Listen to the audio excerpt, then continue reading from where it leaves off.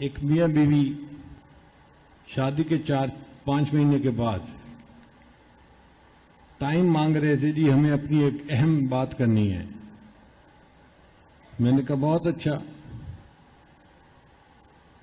آئے بیٹھے بات کرنے لگے تو خامن نے بات کی کہ جی ہماری شادی کو 6 مہینے ہو چکے ہیں اور 6 مہینے میں ہم اس نتیجے پر پہنچے ہیں کہ ہمارا ایک دوسرے کے ساتھ گزارا ممکن نہیں۔ اب ہم نے یہ مل کے فیصلہ کیا ہے کہ ہم لوگوں کو بتا دیں کہ طلاق ہونے والی ہے، تو آپ سے چونکہ قلبی تعلق ہے اس لیے سب سے پہلے آپ کو بتا رہے ہیں۔ مجھے حیرت ہوئی،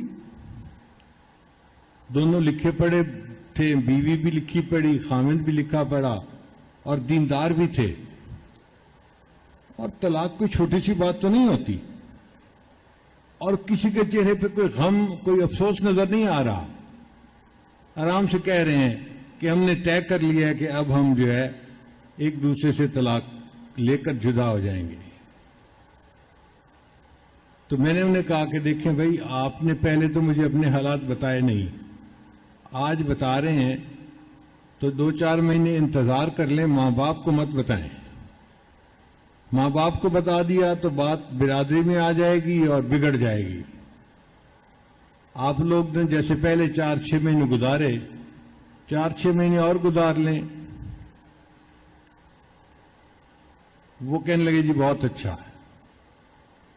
اب میں نے ذرا ان کے حالات معلوم کیے کہ مسئلہ کیا ہے۔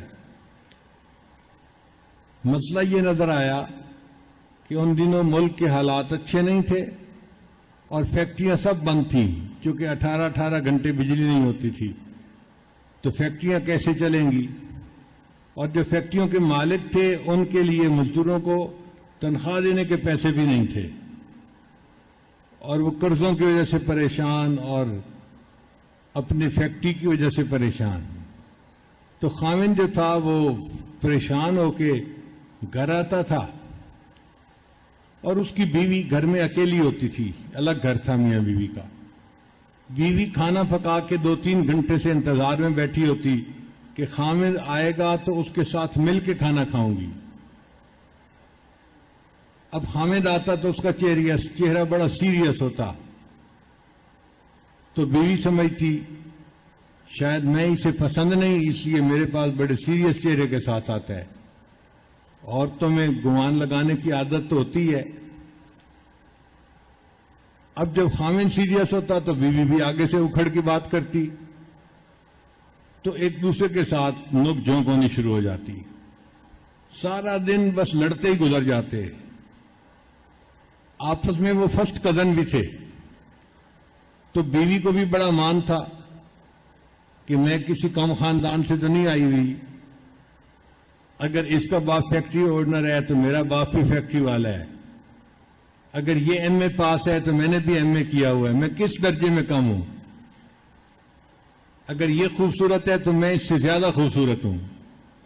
باتیں ساری ٹھیک تھیں، مگر ان کی آپس میں بن نہیں رہی تھی۔ 6 مہینے سے آپس میں لڑائی جھگڑا، باتیں ہر وقت کی۔ خیر جب مجھے اندازہ ہو گیا تو میں نے خامند کو سمجھایا کہ دیکھو بھائی، کاروبار کا نفع نقصان الگ چیز ہوتی ہے۔ آپ جب اپنے دفتر کو بند کیا کریں نا، تو دفتر کی پریشانیوں کو اندر ڈال کے تالا لگا دیا کریں، وہ پریشانیاں گھر لے کے نہ آیا کریں۔ گھر والوں کا کیا قصور ہے؟ کاروبار چلتا ہے یا نہیں چلتا یہ تو تمہارا کام ہے نا، اس کی سزا گھر والوں کو کیوں ملے؟ اور آپ تو متبع سنت ہیں، گھر داخل ہوا کریں تو نبی علیہ السلام کی سنت پر عمل کیا کریں۔ نوجوان نے کہا کون سی سنت؟ میں نے کہا کہ مسکراتے چہرے کے ساتھ داخل ہونا اور اپنے اہل خانہ کو سلام کرنا، یہ سنت ہے، اس سنت کو زندہ کرو۔ اس نے وعدہ کیا جی میں آئندہ جب بھی آؤں گا میں مسکراتے چہرے کے ساتھ آؤں گا اور میں اہل خانہ کو سلام کروں گا۔ پھر میں نے بیوی کو بھی سمجھایا کہ دیکھو ہمارے بزرگوں کا طریق رہا ہے کہ جب وہ گھر آتے تھے تو ان کی بیویاں اپنے ہر کام کو چھوڑ کر دروازے کے قریب جا کر اپنے خاوند کا استقبال کرتی تھیں اس کو وہاں سے گریٹ کرتی تھی. تو آپ کسی بھی کام میں مصروف ہوں، کچن میں ہوں، کمرے میں ہوں، بیڈ روم میں، جہاں مرضی ہوں، جب پتہ چلے کہ ہسبینڈ آ گیا ہے تو آپ اپنے ہر کام کو چھوڑ کے فوراً دروازے تک جایا کریں اور آپ ان کو مسکرا کے استقبال کیا کریں. اس نے کہا جی بہت اچھا. صرف اتنا سا عمل تھا. اب خامن نے مسکراتے ہوئے جانا شروع کر دیا اور بیوی نے مسکرا کے استقبال کرنا شروع کر دیا. 2 مہینے کے بعد انہوں نے فون کیا، حضرت ہم اتنی محبت کا وقت گزار رہے ہیں کہ یہ 2 مہینے کا وقت ہمارا ہنی مون میں گزرا ہے، اور ہم سمجھتے ہیں کہ ہمارے جیسا محبت کرنے والا جوڑا پوری دنیا میں کوئی دوسرا نہیں ہوگا. اب کوئی اختلاف نہیں تھا. ایک گرتے ہوئے گھر کو اللہ کے حبیب صلی اللہ علیہ وسلم کی ایک سنت نے بچا لیا. اگر ایک سنت کے اندر اتنی برکت ہے کہ وہ بگڑتے گھر کو بچا سکتی ہے، ہم ساری سنتوں پر عمل کریں گے تو گھر میں کتنی برکتیں ہوں گی. تو اس لیے گھر میں جانا اور مسکراتے چہرے کے ساتھ جانا، سلام کرنا، یہ ایسی مبارک سنت ہے کہ گھر آباد ہو جاتے ہیں.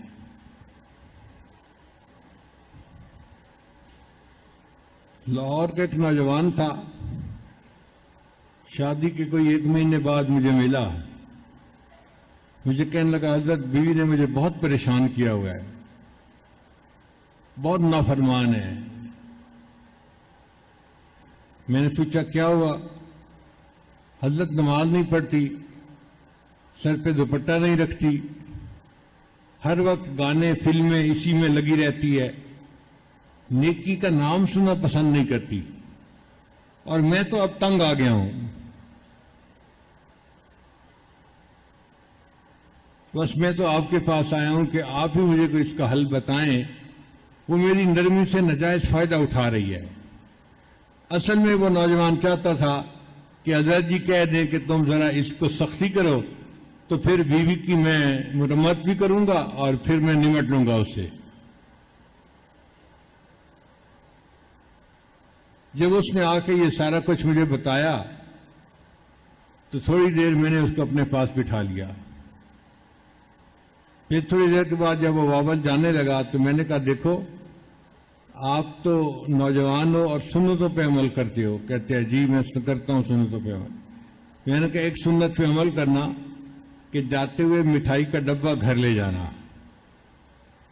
ہدیہ لے جانا، اور جب تم دسترخوان پہ کھانا کھانے بیٹھو تو مٹھائی کا ایک ٹکڑا اٹھا کے نا اپنے ہاتھ سے بیوی کو کھلانا.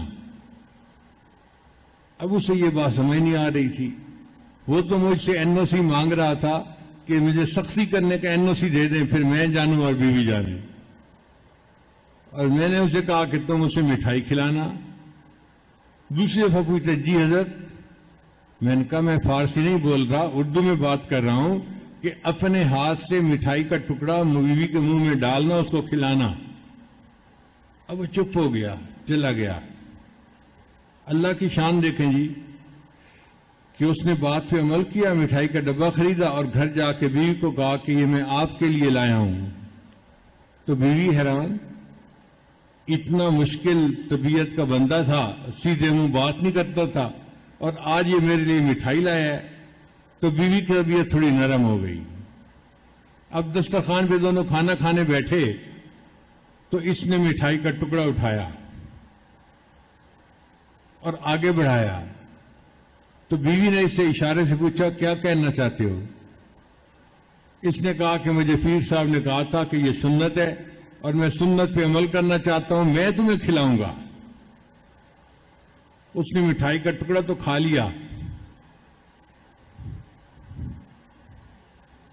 کہتے ہیں اس کے بعد وہ تھوڑی دیر سر جھکا کے بیٹھی رہی. اس نے اپنا دوپٹہ ٹھیک کیا اور پھر مجھے کہنے لگی کہ اگر نبی علیہ السلام کی سنتیں ایسی ہیں تو میں بھی اور سنتوں پہ عمل کرنا چاہتی ہوں.